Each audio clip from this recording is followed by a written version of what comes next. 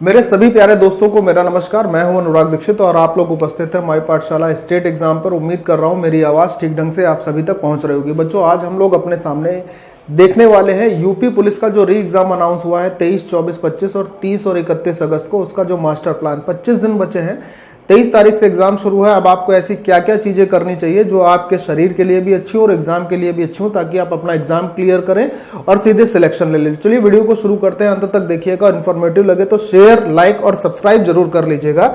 चलिए शुरुआत कर लेते हैं। सबसे पहले यूपी पुलिस में री एग्जाम में अब आपको जो है मास्टर स्ट्रेटेजी जो देखने को मिलेगी, 25 दिन को देखने को मिलेगी। और इस मास्टर रणनीति का जो मेन टारगेट है वो टारगेट है 120 प्लस क्वेश्चन को सही करना। प्रत्येक क्वेश्चन 2 नंबर का होगा और मेरे प्यारे भाई केवल 5 पॉइंट से आपके इस चीज का समाधान मैं आपको करने वाला हूं, सिर्फ और सिर्फ 5 पॉइंट से। तो वीडियो को शुरू करते हैं और पहले पॉइंट पर आते हैं। पहला पॉइंट क्या है? प्रीवियस ईयर पेपर लगाने हैं चैप्टर वाइज। इसका मतलब क्या सर जी? इसका मतलब यह है कि अब आपको जितने भी आपके चारों सब्जेक्ट हैं, 4 सब्जेक्ट हैं, मैथ है, रीजनिंग है, हिंदी है और जीके जीएस है, ठीक है। इसमें आपको सिर्फ और सिर्फ प्रीवियस ईयर क्वेश्चन ही लगाने हैं और वो भी चैप्टर वाइज लगाने हैं। किस प्रकार से आपको ये कहां से मिल सकते हैं ये भी मैं आपको बताता हूं। ये चैप्टर वाइज लगाने हैं आपको, जितना भी प्रीवियस ईयर क्वेश्चन है मैं आपको बता देता हूं। जैसे अगर मैं बात करता हूं मैथ की, तो मैथ में आपको बता देता हूं कि ये आपके लिए माई पाठशाला स्टेट एग्जाम चैनल है, इसको आप लोग ज्वाइन कर लीजिए, सब्सक्राइब कर लीजिए। इसमें डेली आपके लिए यूपी पुलिस के री एग्जाम को लेकर सभी के मास्टर क्लास जो है ना, उसके प्रीवियस ईयर पेपर का जो कंप्लीट कलेक्शन है 2011 से लेकर 2021 तक का, वो आपको मिलेगा।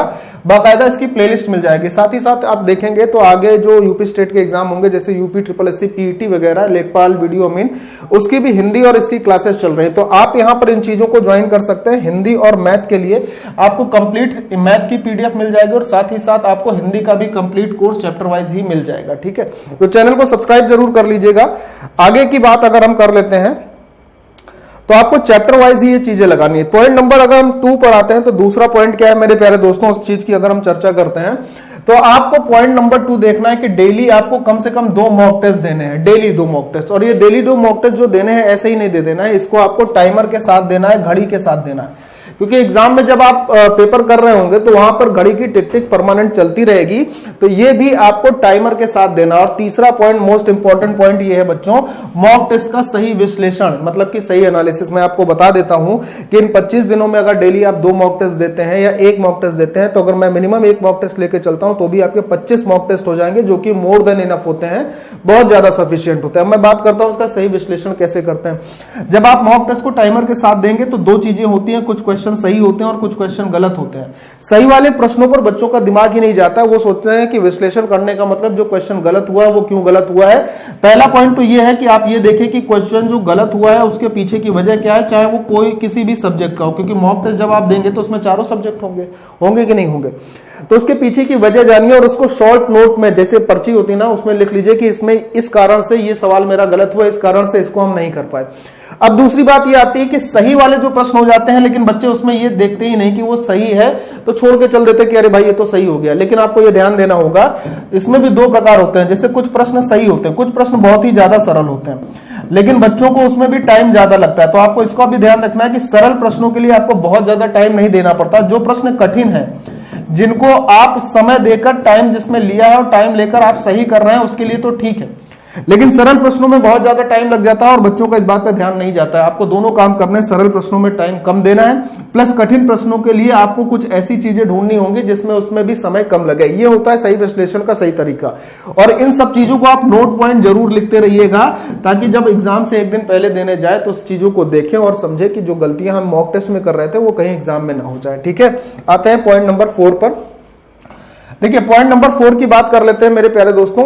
5 पॉइंट हैं, 5 पॉइंट में पूरा का पूरा गेम ही खत्म कर दूंगा, आपको ध्यान से समझना। पॉइंट नंबर 4 पर आते हैं, चौथे पॉइंट पर हम लोग आ चुके हैं। देखो अगर हम पेपर के लेवल की बात करते हैं तो मेरे प्यारे दोस्तों, पेपर का लेवल बिल्कुल भी मतलब हार्ड नहीं आएगा। ये level easy to moderate level का रहेगा, यानी कि सरल से कठिन की ओर थोड़ा जो बीच का रास्ता होता है वहां तक रहेगा। बहुत हार्ड पेपर नहीं आएगा, गारंटी। तो आपको क्या करना है कि कठिन प्रश्नों के पीछे नहीं भागना है। मतलब आप अगर मॉक टेस्ट देख रहे हैं और उसमें आपको ये लग रहा है कि ये हमारा प्रश्न कठिन है, तो तुरंत उसको स्किप कर दीजिएगा। नेगेटिव मार्किंग होगी, तो किसी भी प्रकार से जो प्रश्न में डाउट है उसको आंसर मत लगाइएगा, उसको एकदम छोड़ना ही छोड़ना है आपको, ठीक है। ये याद रखिएगा, 150 क्वेश्चन है आपके पास टोटल, ठीक है।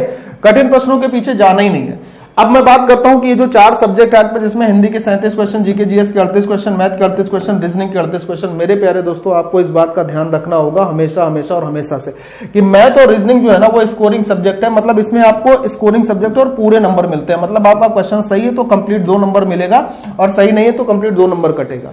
इसमें आपको सोचने की जरूरत नहीं होती जीके जीएस और हिंदी की तरीके, यार इस क्वेश्चन में विसर्ग संधि है तो इसका आंसर ये हो सकता है क्या, कि ये हो सकता है जी। इसमें पूछ दिया कि टीपू सुल्तान का जो है राज्याभिषेक कब हुआ था, तो आप सोच में पड़ गए कौन सा सन था, 1767 था, 1768 था, कौन सा सन था, दिमाग में उतर गया। ऐसा नहीं होता है, इसीलिए इनको स्कोरिंग सब्जेक्ट कहा जाता है कि अगर सही तो सही, कंप्लीट नंबर। तो इन दोनों पर आपको बहुत अच्छा ध्यान देना होगा क्योंकि दोनों मिलाकर 75 क्वेश्चन होंगे जो कि 150 नंबर आपका निर्धारित करता है। मतलब अगर ये पूरे के पूरे इन दोनों सब्जेक्ट के 75 क्वेश्चन सही हो जाते हैं तो आपका 150 नंबर तो सीधे सीधे होगा। अब बात करते हैं हिंदी की।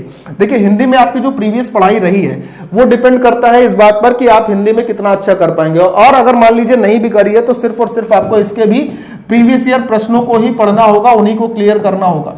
क्योंकि डाटा ये कहता है, एनालिसिस ये कहती है कि प्रीवियस ईयर प्रश्नों से ही ज्यादातर क्वेश्चन, लगभग 70% क्वेश्चन जो है वो प्रीवियस ईयर के ही रिपीट हो जाते हैं। इस बात को याद रखिएगा मेरे प्यारे भाई। इसीलिए मैं आपको हमेशा कहता हूं कि प्रीवियस ईयर क्वेश्चन का बहुत ज्यादा महत्व होता है। और अपने चैनल पर, जिस चैनल की भी मैंने बात करी थी, अपने चैनल पर आपको कुछ दिनों में हिंदी की प्रीवियस ईयर जितने भी क्वेश्चन है तो उसकी क्लासेस मिलेगी। और मैथ की क्लासेस तो मैंने आपको बता दी कि सारी की सारी प्रीवियस ईयर क्वेश्चन आपको मिलने ही वाले हैं, ठीक है। अब मैं आगे बढ़ता हूं सब्जेक्ट जीएस पर। तो देखिए, जीएस जो सब्जेक्ट है ना जी के जैसी, ये अथाह नॉलेज है। मतलब एक समुद्र की तरीके है जिसका इतना आप जितना पढ़ते जाओगे उतना आपको लगेगा कम है, जितना पढ़ोगे उतना लगेगा कम है। तो कुछ ऐसे टॉपिक होते हैं जिनको आप अच्छे से पढ़ लीजिए तो उसमें आपका काम हो जाएगा। वो अच्छे टॉपिक कौन से, एक वीडियो आपके पास शॉर्ट के रूप में मैं आपको बता दूंगा कि इसमें कौन कौन से टॉपिक आपको पढ़ने हैं। फिलहाल इसमें अभी आप इतना समझिए कि आपको इसके भी प्रीवियस ईयर क्वेश्चन ही लगाने हैं। कौन कौन से इंपॉर्टेंट टॉपिक है ये मैं आपको अभी वीडियो करके बताऊंगा आगे के वीडियो में, ठीक है। तो कुल मिलाकर ये चौथा पॉइंट था। अब आते हैं पांचवा पॉइंट। पांचवा पॉइंट क्या है मेरे प्यारे दोस्त? पांचवा पॉइंट है कोई भी नई चीज नहीं पढ़नी, क्योंकि जब नई चीज आप पढ़ते हो तो आपका दिमाग उसी हिसाब से उसको एडजस्ट करने की कोशिश करता है और इतना समय बिल्कुल भी नहीं है। आप समझ रहे हैं? इतना समय बिल्कुल भी नहीं है। कोई भी नई चीज नहीं पढ़नी है, जो पढ़ा है उसी का रिवीजन करना, और रिवीजन भी किस हिसाब से करना है, रिवीजन भी प्रीवियस ईयर क्वेश्चन के माध्यम से ही करना है। कोई भी नई चीज को हाथ ही नहीं लगाना। दूसरी बात, एंड मोस्ट इंपॉर्टेंट थिंग, कि अपने शरीर को स्वस्थ रखना है। आप इस समय भी जो पढ़ाई करें वो 6 से 8 घंटे की करें, ज्यादा ना करें। 2 घंटे आप अपने मन को शांत रख सकते हैं। शांत रखने का मतलब यह है कि आप खेल कूद सकते हैं। फोन से दूर रहिएगा इन 2 घंटों में, फोन से बिल्कुल दूर रहिएगा। मैं आपको फिर से कह रहा हूं, फोन से बिल्कुल दूर रहिएगा। इन 2 घंटों में मन को शांत रखने के लिए आप कोई फिजिकल एक्टिविटी कर सकते हैं, घर में लोगों से बातचीत कर सकते हैं, अपने दोस्तों से बातचीत कर सकते हैं, एग्जाम के विषय में उनसे चर्चा कर सकते हैं। बात यह है, बाकी के 8 घंटे की आपको एक प्रॉपर नींद लेनी है ताकि आपके शरीर में बीमारी ना हो, बीमार ना पड़े। और बाहर का इस वक्त बिल्कुल मत खाइएगा, घर का ही बना खाना खाइएगा, क्योंकि बाहर के खाने से, बरसात का मौसम है, बाहर के खाने से तमाम ऐसी बीमारियां होती है जो आपके शरीर को बीमार करती हैं, कमजोर करती हैं। तो बाहर का नहीं खाना है, शरीर को बीमार नहीं होने देना। शरीर बीमार हो गया तो पेपर 23, 24, 25 और 30, 31 को पेपर देने में तकलीफ होगी, ठीक है। तो ये सारे चीजें हैं जो 5 पॉइंट है, इसमें आपको ध्यान रखना है।